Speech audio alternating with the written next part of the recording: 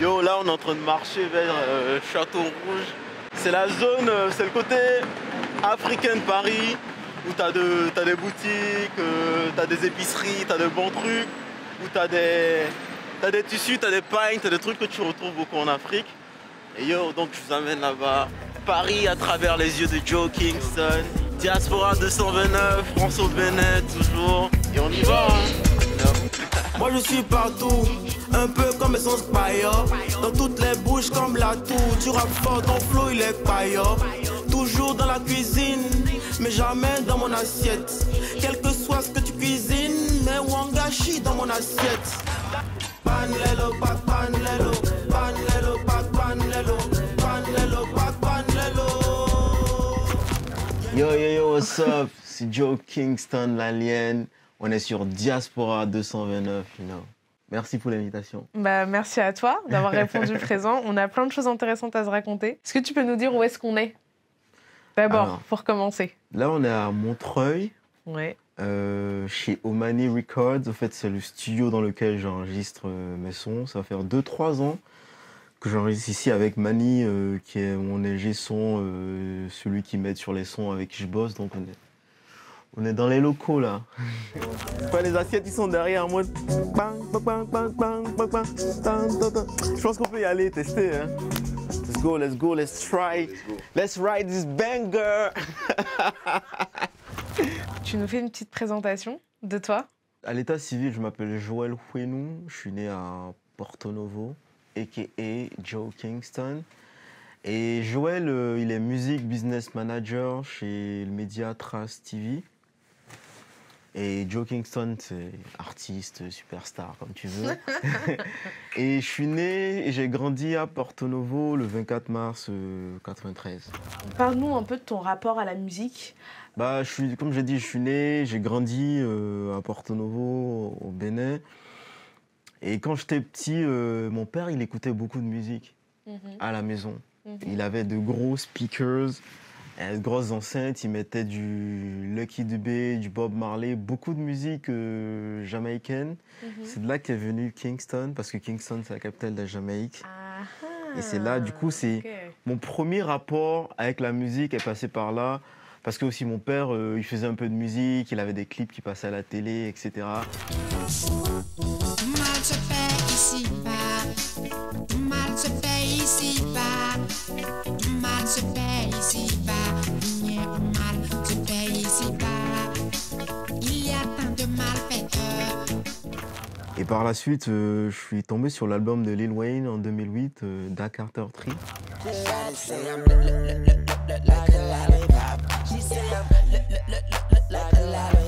J'ai eu un déclic là, et c'est ça qui m'a donné cet amour vraiment pour l'écriture. Et je me suis dit, vas-y, j'ai envie d'aller en studio, de tester. J'écoute aussi beaucoup de Angélique Kidjo, Torrent Stan, à l'ancienne.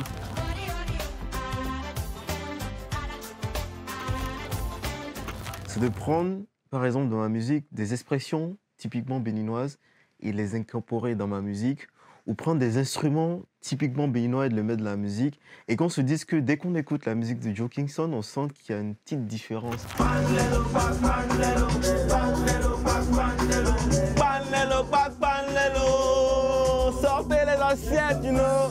Hey, hey, hey.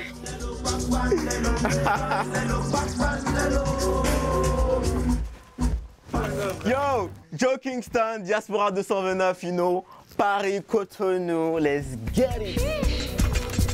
Moi je suis partout, un peu comme Essence Paillard. Dans toutes les bouches comme la tour. Tu rappes fort, ton flow il est paillard. Toujours dans la cuisine, mais jamais dans mon assiette. Quel que soit ce que tu cuisines, mets wangashi dans mon assiette. Franchement, 10 sur 10. Hein. J'ai pas encore fini. C'est pas vrai, j'y crois pas. Je te jure. Ah, là, Rarement. C'est pas fini. Hein. En fait, j'ai mis en story, les gens m'ont dit écrit, ta tassi, c'est combien sur 10? J'ai une pote qui m'a dit, viens, on y retourne ce soir. Ça Panlelo, pas panlelo, panlelo, pas panlelo, panlelo, pas panlelo. Joël, il est introverti, mais Joe Kingston, il est extraverti.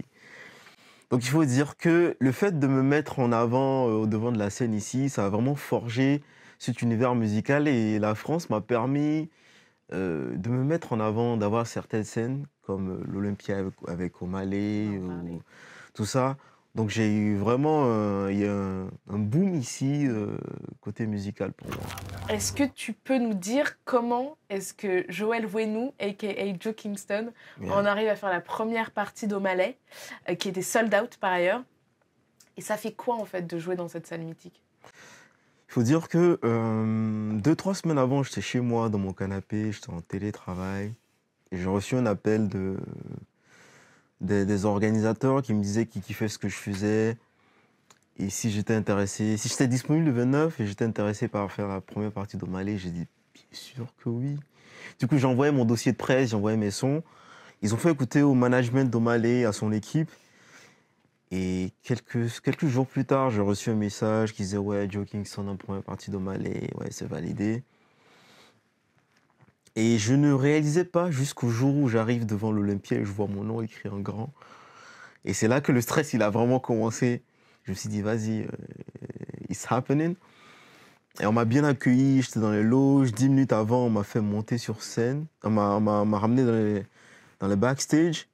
Et dès que je suis monté sur scène, j'ai dit, ouais, yo, c'est Joe Kingston, je viens du Bénin, T'as le public qui dit, ouais. Et là, ça m'a donné un gros coup de pouce, d'adrénaline. Je me suis dit, vas-y, go.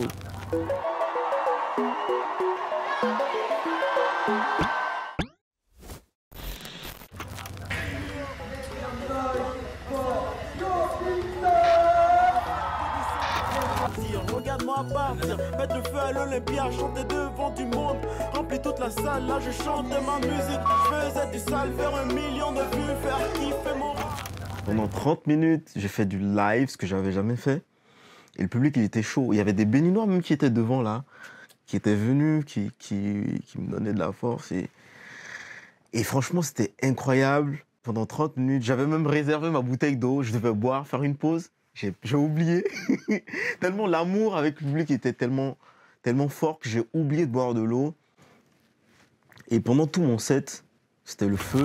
Mais pourquoi tu mines, Joe? J'ai de l'or dans ma bouche. On t'appelle la mine, Joe. J'ai de l'or dans ma bouche. Mais pourquoi tu mines, Joe? J'ai de l'or dans ma bouche. On t'appelle la mine, Joe. J'ai de l'or dans ma bouche. Mais pourquoi tu mines? Pourquoi tu mines? Pourquoi tu mines? Pourquoi tu vois? Pourquoi tu mines? Pourquoi tu mines? Pourquoi tu vois? Pourquoi tu mines?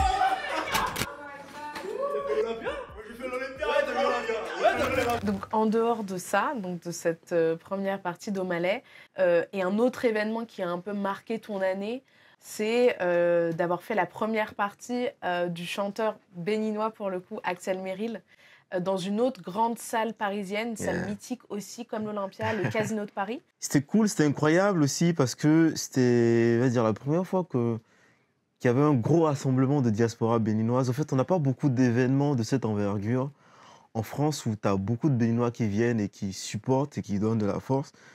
Donc le fait de voir des Béninois, de voir la famille béninoise réunie en France, c'était une belle opportunité, même pour moi, de faire découvrir ma musique à ce public aussi. Des gens qui ne me connaissent pas, qui ont découvert ma musique, qui sont venus me dire que ouais, on kiffe ce que tu fais, on ne te connaissait pas, c'est vraiment nouveau. Donc pour moi, c'est une belle opportunité, c'est dans la continuité au fait. Yo, yo, yo, what's up? C'est Joe, Kizzy, l'Alien, et là on est au Casino de Paris. J'ai ma bouteille de Soto, toujours dans les vapes qui n'en nous coco.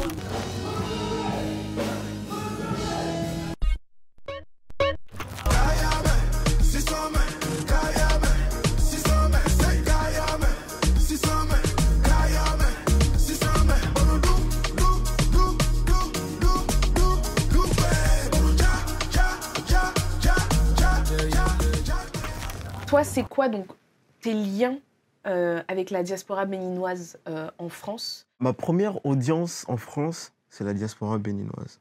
C'est eux qui, quand je fais des showcases, des concerts, des événements, ils viennent. Il y a des gens qui sont toujours là. J'ai un petit cercle qui est, quel que soit l'événement, ils sont toujours là, ils donnent de la force, ils partagent sur les réseaux. Et il faut dire que je les porte à fond dans mon cœur parce que c'est eux qui partagent et qui font aussi découvrir. En fait, il y a une sorte de réseau où on commence à s'entraider et on se pousse de l'avant. Et ça, c'est c'est très intéressant de voir ça parce que au début, avant, chacun était dans son côté. On se disait, ouais, moi, je vais évoluer de mon côté, je vais calculer personne. Mais le fait de se donner de la force, de créer cet écosystème, de se pousser de l'avant, c'est vraiment positif. Et on prend le cas de Axel Merrill, qui, sur son événement, m'a mis dessus. Et tout, moi qui suis béninois, il est béninois. L'idée, c'est de porter le drapeau haut. Et je trouve que il y a une très, très belle évolution aujourd'hui. En fait, en tant qu'artiste, il y a Joe Kingston qui est artiste, et il y a Joël qui apprend le côté business de la musique, parce que c'est important. Il y a Joël qui est dans l'industrie. L'industrie qui sait comment ça se passe, Bien sûr. que ce soit les contrats, que ce soit les signatures. Demain, tu me proposes un contrat, je sais lire un contrat et je sais à qui parler et tout. On parlait d'industrie, on parlait de contrats, on parlait de formation. Il y a toute une industrie, en fait. Carrément, en fait, la France m'a donné, je dirais, les outils pour vraiment développer, que ce soit le côté musical ou le côté business.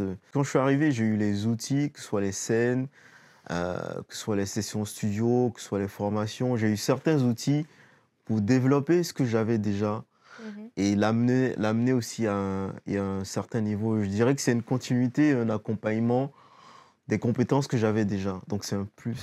Tu as des projets de retour au Bénin ou alors de lancement de projets au Bénin? J'ai un projet de création d'un hub artistique. Je pense qu'il me manque une sorte de maison de l'art et de la culture où tu peux vraiment aller créer, enregistrer un son, trouver des photographes, shooter une vidéo ou juste bosser et rencontrer d'autres personnes. Parle-nous de ton premier EP et peut-être aussi des projets à venir. Alors, mon premier EP, je l'ai sorti le 5 mai 2023, qui s'appelle Alien. Et là, je prépare un deuxième EP qui va s'appeler L'Invasion. En fait, c'est dans la continuité de l'Alien. Donc, 2025, nouvelle EP, nouveau clip, nouvelle scène. Et ça va être lourd. C'est Joe Kingston. On est là pour Diaspora 229 avec France au Bénin. On a passé la journée ensemble. C'était lourd, lourd, lourd. Merci beaucoup. Et suivez l'émission. Cliquez là. C'est Joe Kizzy. Yeah. Bye. Quel que soit ce que tu cuisines, mets Wangashi dans mon assiette. Ta mauvaise haleine.